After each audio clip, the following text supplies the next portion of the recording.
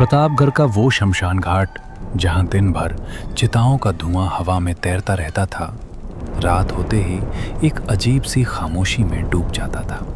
रोहन उसी शमशान घाट के एक कोने में बनी टूटी फूटी झोंपड़ी में रहता था। उसका काम था मुर्दों को जलाना और शमशान की देखरेख करना। गरीबी की काली चादर ने उसे इस कदर जकड़ रखा था कि कभी कभी उसके घर में शाम को नमक खरीदने तक के पैसे नहीं होते थे। वो शमशान के ठंडे पत्थरों पर बैठा हुआ सूखी रोटियां चबा रहा था। तभी उसका पुराना दोस्त विक्रम धीरे धीरे कदमों से चलता हुआ उसकी तरफ आया। विक्रम के चेहरे पर एक अजीब सी रहस्यमयी चमक थी और वो चारों तरफ देखते हुए कदम बढ़ा रहा था ताकि कोई उसे देख न ले। सुन रोहन, इधर आ। जरा इस सूखी रोटी को रख और मेरी बात ध्यान से सुन। एक ऐसी बात बताता हूं जो सिर्फ तेरे और मेरे बीच ही राज रहेगी। तेरे घर वालों तक इसकी जरा सी भी भनक नहीं लगनी चाहिए। क्या बात है विक्रम? तू इस वक्त रात के अंधेरे में यहाँ शमशान में क्या कर रहा है? और ऐसी कौन सी बात है जो तू छुपाने को कह रहा है? मेरी जिंदगी में वैसे ही दुखों का पहाड़ टूटा हुआ है। वही तो कह रहा हूं भाई। अगर तू मेरी बात मान गया तो तेरे घर पर हमेशा पैसों की बरसात होगी और तू इस गरीबी की दलदल से हमेशा के लिए बाहर निकल जाएगा। फिर तुझे इस तरह सूखी रोटियां नहीं चबानी पड़ेंगी। विक्रम भाई, या जो भी तू कह रहा है, तू कैसी बातें कर रहा है? क्या मेरी गरीबी का मजाक उड़ा रहे हैं आप लोग? मेरे पास तो नमक खरीदने तक के पैसे नहीं रहते और मैं भला पैसों के ढेर में कैसे बैठूंगा? मुझे मत बहका विक्रम। मेरी किस्मत में सिर्फ ये मुर्दों की राख ही लिखी है। अरे बेवकूफ, मैं तेरा मजाक नहीं उड़ा रहा। मैं जो कह रहा हूं उसे ठंडे दिमाग से सोच। आजकल एक अंधेरा काम चल रहा है, एक ऐसा धंधा जिसमें रातों रात लोग अमीर बन रहे हैं। और जो काम तू यहाँ करता है उसी वजह से मैंने तुझे चुना है। ये काम मुर्दों से जुड़ा है, बाकी तू खुद समझदार है। और हाँ, लावारिस लोगों से जुड़े काम में तुझे सबसे अच्छी कीमत मिलेगी। क्या? लावारिस लाशें? मुर्दों से जुड़ा काम? तू होश में तो है विक्रम? मैं यहाँ मुर्दों को मुखाग्नि देने में मदद करता हूँ, उनका सौदा नहीं करता। अरे ओ धर्मात्मा, अगर तू ये काम ठीक से कर पाया तो तू पैसों पर राज करेगा और फिर कभी गरीब नहीं रहेगा। तेरी 7 पीढ़ियां बैठकर खाएंगी।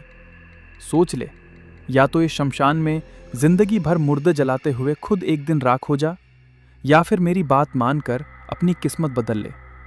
लेकिन मैं तो सिर्फ मुर्दों को जलाता हूँ और उनके साथ उनके घर वाले भी आते हैं। पूरी भीड़ होती है वहाँ। ऐसा मौका मुझे कैसे मिलेगा? कोई अपनी लाश को छूने भी नहीं देगा। अब वो तेरी दिक्कत है भाई। मैंने तो तुझे रास्ता बता दिया। करना है तो कर, नहीं तो मैं किसी और को ढूंढ लूंगा। वैसे भी पैसे की ज़रूरत सबको है। सुन, अगर तेरा इरादा बदले तो पश्चिम विहार कोठी के पीछे वाले जंगल में एक झोपड़ी है। वहीं मैं और मेरे लोग रहते हैं। तेरे जैसे और लोग भी आते हैं वहाँ और अपना काम आगे बढ़ाते हैं। अगर तुझे आना है तो रात 12 बजे के बाद आ जाना। और हाँ, याद रखना, अगर ये बात किसी को पता चली तो तेरे लिए अच्छा नहीं होगा। नहीं, मैं किसी को कुछ नहीं बताऊं। विक्रम के जाने के बाद रोहन रात भर शमशान में घूमता रहा। नियति का खेल कहें या लालच का गहरा असर, सिर्फ 5 दिनों के अंदर ही एक लावारिस लाश मिल गई। रोहन ने चुपके से उस लाश का सौदा विक्रम के आदमियों से कर दिया। वो रात के अंधेरे में शमशान की सूनी सड़कों पर तेज कदमों से चलता हुआ अपने घर की तरफ जा रहा था और नोटों को बार बार छू कर देख रहा था। इतना सारा पैसा मैंने अपनी जिंदगी में कभी नहीं देखा। आज तो तूने कमाल कर दिया रोहन। नहीं रोहन, ये पैसा नहीं है, ये तो मेरी नई जिंदगी है। अब मुझे किसी के आगे हाथ फैलाने की जरूरत नहीं। पैसों की उस चकाचौंध ने रोहन के भीतर की इंसानियत को धीरे धीरे खत्म कर दिया। उसके अंदर एक ऐसा खूंखार लालच जाग गया जो अब सिर्फ और सिर्फ लाशों की तलाश में रहता था। अब वो सीधा साधा रोहन नहीं रहा था जो हर वक्त इस ताक में रहती थी कि कब कोई मरे और कब उसे पैसा मिले। एक लाश से इतना मिला तो अगर रोज एक लाश मिले तो मैं कहां पहुंच जाऊंगा? लेकिन रोज लावारिस लाश कहां से आएगी? अगली लाश का इंतजाम कैसे करें? क्या करूं मैं? सोचते सोचते उसके दिमाग में एक अजीब और भयानक सा ख्याल आया। उसने शमशान से सटे हुए पुराने कब्रिस्तान की तरफ देखा, जहां सदियों पुरानी कब्रें बनी हुई थीं। कब्रिस्तान में ढूंढने पर तो कई पुराने अवशेष मिल जाएंगे जो अब सिर्फ कंकाल बन चुके होंगे। भले ही उनके लिए विक्रम कम दाम दे, पर कुछ ना कुछ तो मिलेगा ही। और क्या पता वहाँ ढूंढते ढूंढते कोई ताज़ा मौका भी मिल जाए, कोई नई कब्र मिल जाए। दिन बीतते गए और रोहन को अब किसी भी प्रकार की कमी नहीं थी। उसका ये अंधेरा धंधा दिन दुगनी और रात चौगनी तरक्की कर रहा था, लेकिन उसका दिल और गंदा होता जा रहा था। उसके घर के पास एक बहुत बड़ा और गहरा तालाब था। उस तालाब के उस पार कुछ घरों की एक छोटी सी बस्ती थी। एक शाम जब सूरज ढल चुका था और चारों तरफ धुंध छा रही थी, रोहन अपने घर के बाहर तालाब के किनारे टहल रहा था। तभी अचानक तालाब के उस पार से तेज तेज चिल्लाने और चीखने की आवाजें आने लगी। रोहन ने अपने कान खड़े किए और तालाब के किनारे किनारे तेज कदमों से उस बस्ती की तरफ बढ़ने लगा, ताकि देख सके कि माजरा क्या है। रास्ते में उसे गांव का एक आदमी नरेंद्र मिला। अरे नरेंद्र भाई, क्या बात हो गई? उधर बस्ती में इतना हल्ला क्यों मचा रखा है? ये चीख पुकार कैसी है? कौन चिल्ला रहा है इतनी जोर जरा से? अरे रोहन भाई, ये आवाज राजन की थी। वो अपने पिता मोतीलाल से बुरी तरह झगड़कर खुद को नुकसान पहुंचाने जा रहा था। कह रहा था कि मैं जान दे दूंगा। अच्छा, फिर क्या हुआ? क्या उसने सच में कुछ कर लिया? नहीं नहीं, उसके बाप मोतीलाल ने उसे अच्छे से लपेट दिया, मतलब डांट डपट कर शांत किया। और फिर हम सब गांव वालों ने मिलकर मामला शांत करा दिया। अगर बात ज्यादा बढ़ती तो हम लोग उसे संभाल लेते। अब वो अपने घर के अंदर है। धत तेरे की, साला सारा काम खराब कर दिया इन गांव वालों ने। अगर वो मर जाता तो कितना अच्छा होता। मुझे बिना किसी मेहनत के एक ताजा मौका मिल जाता। उसी घटना वाले दिन रात के घने सन्नाटे में रोहन अकेला किसी भटकती आत्मा की तरह शमशान और तालाब के आसपास मंडरा रहा था। तभी अचानक उसकी नजर शमशान के किनारे बने उसी गहरे तालाब पर पड़ी। वहां आसमान में धुंधले चांद की रोशनी में कोई था जो शायद बहुत ज्यादा नशे में था और लड़खड़ा रहा था। वो शख्स इस तरह लड़खड़ा रहा था मानो किसी भी क्षण वो गहरे पानी में गिर जाएगा। तालाब के बिल्कुल किनारे तक पहुंच गया और वहीं रुककर पानी को देखने लगा। अब रोहन के सिर पर लालच और वहशी गुस्सा सवार हो चुका था।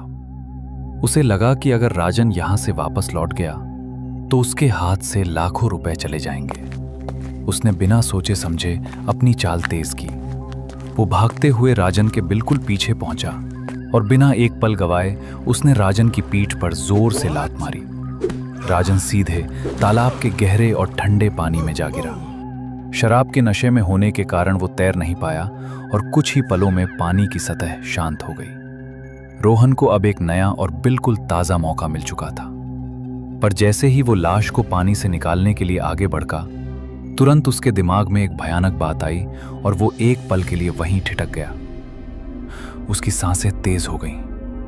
नहीं नहीं, अगर आज मैं राजन को तुरंत निकालकर बेचता हूं तो मैं बुरी तरह फंस जाऊंगा। तो गांव वाले मुझ पर शक कर सकते हैं क्योंकि मैं रात भर शमशान में रहता हूं। वो बहुत सावधानी से कदम रखते हुए घर की तरफ आगे बढ़ा और अपने घर चला गया। घाट पर कपड़े धोने आई धोबिन रमाबाई हमेशा की तरह सुबह सुबह तालाब के किनारे पहुंची। जैसे ही उसकी नजर पानी की सतह पर तैरती हुई एक फूली हुई लाश पर पड़ी। वो लाश राजन की थी। अरे दौड़ो रे दौड़ो, कोई देखो, तालाब में लाश तैर रही है। मोतीलाल का बेटा राजन डूब गया रे। उसकी चीख पुकार सुनकर गांव के लोग अपने अपने घरों से दौड़ते हुए इकट्ठा होने लगे। राजन का बूढ़ा बाप मोतीलाल भी बदहवास हालत में दौड़कर वहां आया। अपने जवान बेटे की ऐसी भयावह नीली पड़ी मौत देखकर वो पागलों की तरह रोने लगा। अरे बेटा, ये क्या कर दिया तूने? मुझसे झगड़ा किया तो घर छोड़कर चला जाता, पर इस तरह पानी में क्यों कूद गया? मेरा तो सब कुछ उजड़ गया रे। गांव के लोग बातें करने लगे कि झगड़ा हो या कुछ भी हो, मगर था तो इकलौता बेटा ही। रोहन भी भीड़ को चीरते हुए पीछे से आकर एक भले आदमी की तरह मोतीलाल के पास खड़ा हो गया। उसके चेहरे पर झूठी सहानुभूति के भाव थे, लेकिन उसके भीतर का शैतान मुस्कुरा रहा था। अरे मोतीलाल काका, ये क्या बात है? क्या हुआ यहाँ? मेरे भाई जैसे राजन को क्या हो गया? कल शाम को तो भला चंगा था वो। अरे रोहन, मोतीलाल का बेटा राजन मर गया। लगता है कल रात को गुस्से में बहुत ज्यादा नशे में था और अंधेरे में पैर फिसलने से तालाब में डूब गया। बेचारा मोतीलाल बर्बाद हो गया। किसी ने भी रोहन पर जरा सा भी शक नहीं किया। सब उसे एक हमदर्द समझ रहे थे। शाम होते होते राजन के मृत शरीर को अंतिम संस्कार के लिए कब्रिस्तान ले जाया गया। चूंकि उनके परिवार में दफनाने की प्रथा थी, इसलिए उसे कब्रिस्तान में एक नई कब्र खोदकर दफनाया गया। रोहन भी उस भीड़ के साथ एक वफादार पड़ोसी की तरह वहां गया था। अरे वाह, पड़ोसी की बात है तो क्या हुआ? माल तो बिल्कुल ताज़ा है। अब तो मुझे बस आज रात का इंतज़ार है। जैसे ही रात के 12 बजेंगे ये लाश मेरी होगी और पैसा मेरी जेब में। दफनाने की सारी रस्में पूरी होने के बाद रोते बिलखते सब लोग अपने अपने घर चले गए। रात के करीब 11 बज चुके थे। चारों तरफ सन्नाटा ऐसा था कि हवा की सरसराहट भी किसी के रोने जैसी लग रही थी। रोहन ने अपनी झोपड़ी का दरवाजा खोला। उसके एक हाथ में लोहे का मजबूत फावड़ा था। दबे कदमों से कब्रिस्तान की ओर चल पड़ा। ऐसा लग रहा था मानो प्रकृति को पता हो कि आज कोई बड़ा पाप होने वाला है। उधर दूसरी तरफ मोतीलाल के घर में मातम छाया हुआ था। मोतीलाल की आंखों में नींद का एक कतरा भी नहीं था। जवान बेटे के अचानक चले जाने के सदमे ने उसे अंदर से पूरी तरह तोड़ दिया था। वो अपने घर के छोटे से बरामदे में अकेला टहल रहा था। मेरा इतना बड़ा जवान बेटा, अभी कुछ समय पहले ही तो उसकी शादी हुई थी। उसकी बीवी का क्या होगा? हमारा बुढ़ापा कैसे कटेगा? हे भगवान, तूने राजन को पानी में क्यों खींच लिया? मोतीलाल अकेले कमरे में चक्कर काट रहा था। तभी उसकी नजर अचानक बरामदे के कोने में रखे मिट्टी के मटके और उसके ऊपर रखे पीतल के गिलास पर पड़ी। उस गिलास को देखते ही मोतीलाल के दिमाग में बिजली कौंधी। उसे एक पुरानी बात याद आ गई। राजन, मेरा राजन तो हर रात सोने से पहले एक गिलास पानी जरूर पीकर सोता था। बिना पानी पिए तो वो सारी रात सो ही नहीं पाता था। उसे तड़प होने लगती थी। आज वो इतनी ठंडी और सूखी मिट्टी के नीचे सोया है। उसे प्यास लगी होगी। मेरा बेटा वहां बिना पानी के तड़प रहा होगा। ये बात याद आते ही मोतीलाल का मानसिक संतुलन जैसे हिल गया। उसने बिना सोचे समझे जल्दी से उस पीतल के गिलास में मटके का ठंडा पानी भरा। राजन बेटा, मैं आ रहा हूं। मैं तेरे लिए पानी लेकर आ रहा हूं। तू फिक्र मत कर, तेरा बाप तुझे प्यासा नहीं सोने देगा।